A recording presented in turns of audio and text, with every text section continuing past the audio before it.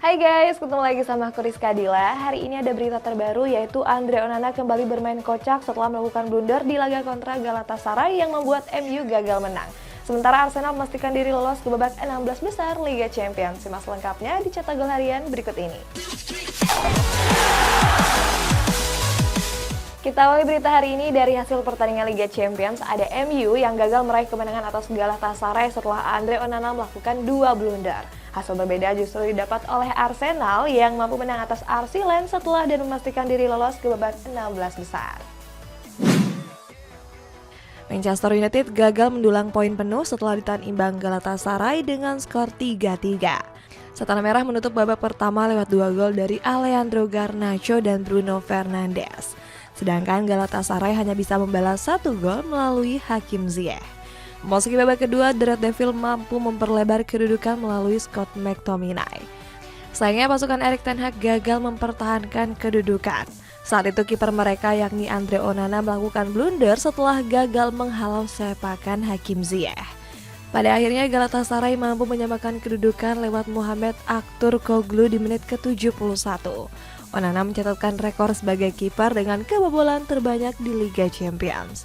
Penjaga gawang asal Kamerun ini sudah kebobolan sebanyak 14 gol dari 5 laga yang dimainkan.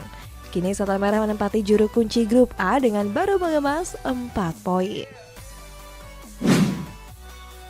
Bayern Munchen gagal meraih kemenangan usai ditahan imbang tanpa gol oleh Copenhagen. Skuad di Bayern berhasil mendominasi laga dengan 63% penguasaan bola. Sayangnya hingga peluit panjang dibunyikan gak ada satupun gol yang tercipta.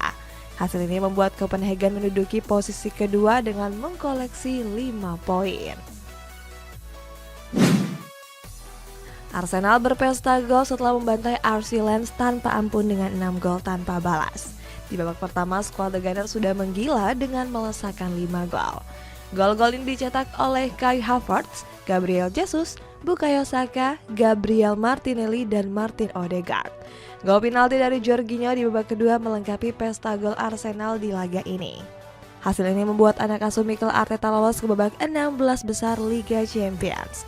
Ini yang menjadi pertama kalinya sejak terakhir kali berpartisipasi pada tahun 2017 lalu. Sevilla dipastikan gagal lolos ke babak 16 besar usai takluk atas PSV Eindhoven dengan menjadi juru kunci di grup B. Sedangkan Real Madrid semakin mengkukuhkan puncak klasemen grup C setelah mampu menang atas Napoli dengan skor 4-2. Sevilla dipastikan mengalami kegagalan usai menelan kekalahan atas PSV Eindhoven dengan skor 2-3. Las Palangana sebenarnya unggul lebih dulu lewat Sergio Ramos dan Youssef En-Nesyri. Sayangnya skuad Boren mampu comeback melalui gol dari Ismail Salibari, gol bunuh diri Nemanja Gudel. Lalu disusul dengan gol telat Ricardo Pepi di menit akhir laga. Sejauh ini Sevilla hanya baru mengumpulkan 2 poin dan memiliki peluang yang sangat kecil lolos ke Europa League. Real Madrid kembali meraih kemenangan usai mengandaskan perlawanan Napoli dengan skor 4-2. Di babak pertama, skuad Los Blancos mampu unggul 2-1 atas Partenope. Masing-masing gol dicetak lewat Giovanni Simeone, Rodrigo, dan juga Jude Bellingham. Meski babak kedua, Napoli sempat menyamakan kedudukan lewat Andre Frank Zambo di menit ke-47. Beruntung Nico Paz dan Joselu berhasil mencetak gol di penghujung babak kedua. Kemenangan ini semakin mengkukuhkan Real Madrid di puncak klasemen grup C dengan menyapu bersih semua laga. Jude Bellingham mencatatkan rekor sebagai pemain pertama Real Madrid yang mencetak gol di 4 laga perdana Liga Champions. Inter Milan gagal meraih hasil positif usai ditahan imbang oleh Benfica dengan skor akhir 3-3. Hat-trick Joao Maria awalnya berhasil membawa skuad The Eagles di atas angin pada babak pertama. Beruntung Nerazzurri mampu melesakkan gol balasan lewat Marco Arnautovic, David Fratesi, dan juga Alexis Sanchez. Kalau tadi dari hasil pertandingan kita masuk ke sesi konferensi pers, ada Jurgen Klopp yang menuntut para pemainnya untuk bisa meraih kemenangan atas Linz di Europa League. Sedangkan David Moyes enggan meremehkan kekuatan Baka Topola dan mewaspadai kejutan yang dibuat. Jurgen Klopp menuntut anak asuhnya untuk bangkit di laga menghadapi LAS Linz di Europa League. Pasalnya The Reds harus tumbang dari Toulouse FC di laga sebelumnya. Klub juga ingin Liverpool lolos otomatis ke babak 16 besar sebagai pemuncak grup E. Dirinya nggak mau The Cup masuk ke babak kualifikasi karena finish sebagai runner-up. David Moyes enggan meremehkan kekuatan Baka Topola di lanjutan Europa League. Sang pelatih menilai klub asal Serbia ini bisa memberikan perlawanan sengit. Moyes ingin skuad asuhannya fokus penuh demi meraih kemenangan. Pasalnya dirinya punya misi mengamankan puncak klasemen grup A dengan kejaran SC Freiburg. Selanjutnya ada Jose Mourinho yang menuntut AS Roma untuk menumbangkan Servette demi mendapatkan tiket lolos ke babak 16 besar Europa League. Komentar yang sama juga dilontarkan oleh Xabi Alonso yang berambisi memuncaki klasemen grup H dan bermain dengan tempo yang tinggi. Jose Mourinho mengincar poin penuh melawan Servette demi tiket ke babak gugur. Giallorossi juga mengincar puncak klasemen grup G untuk lolos otomatis ke babak 16 besar. Namun Mourinho akan merotasi skuad untuk laga kontra Sassuolo di akhir pekan. Dirinya nggak ingin pasukan Serigala Roma semakin dihantam badai cedera karena kelelahan. Xabi Alonso mewajibkan anak asuhnya meraih poin penuh saat melawan Hakan. Pasalnya sang pelatih ingin memastikan di Workshof menjadi pemuncak grup H. Alonso bilang Leverkusen akan bermain dengan tempo tinggi saat bertandang ke markas Hakan. Ambisi di Workshof nggak akan mudah karena berlaga di bawah suhu 8 derajat Celcius. Kita beralih ke kabar umur nih guys, ada Mikel Arteta yang menahan Takehiro Tomiyasu untuk hengkang dari Arsenal. Sedangkan MU memantau Pedro Neto untuk menggantikan posisi Anthony yang saat ini masih tampil inkonsisten. Mikel Arteta enggan melepas Takehiro Tomiyasu ke Bayern Munchen. Pemain asal Jepang ini dianggap sebagai pilar penting di skuad utama The Gunners. Sementara di Bayern berhasrat menggait Tomiyasu untuk menambah lini pertahanan.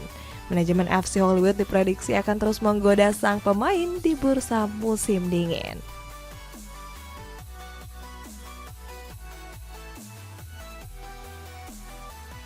Rencana Arsenal memboyong Douglas Luiz dihalangi oleh Unai Emery.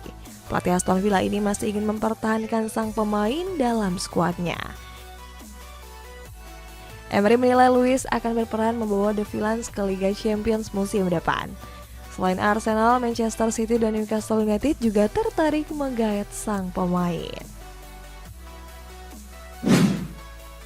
MU mengincar Pedro Neto untuk memperkuat sisi kanan penyerangan. Winger muda Wolverhampton itu akan menjadi pengganti Anthony yang saat ini masih tampil inkonsisten. Pedro Neto dinilai punya kreativitas dan kualitas teknik yang cukup mumpuni. Hanya saja The Red Devil harus membayar 60 juta pound sterling untuk menggait pemain asal Portugal ini. Next, ada MU yang akan segera mendepak Anthony Martial untuk mendapatkan dana tambahan di bursa transfer nanti. Rival mereka yaitu Liverpool serius untuk mendatangkan Kylian Mbappe dan menyaingi Real Madrid di musim panas 2024.